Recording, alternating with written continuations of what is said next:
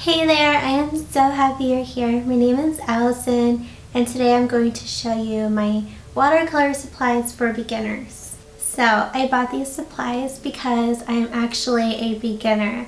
I have never tried watercolor before.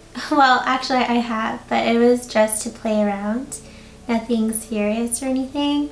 But this time I really want to learn. And so that's why I bought these watercolor supplies. And I bought these supplies on a budget, and I'm going to share with you where I bought them and how much they cost. And I will also practice on camera for the first time. Please don't judge me.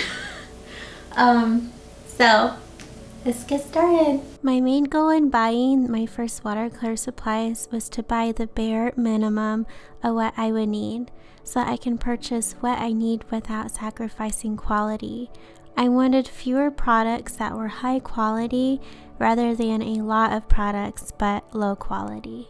I bought 4 different products: a classics watercolor palette, a moleskin sketchbook, 4 brushes, and a white gel pen. I bought this moleskin watercolor sketchbook at dickblick.com for $17. I'll put the link in the comments as well as with all the other products links. This Prima Watercolor Classics pen set is from Amazon for $20.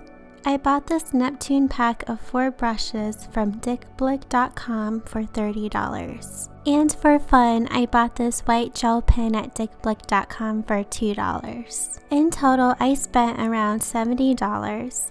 I figured once I get the hang of watercolor, I would buy more supplies and paper.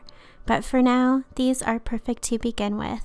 And now I'm going to practice watercolors for the first time, but please don't judge me.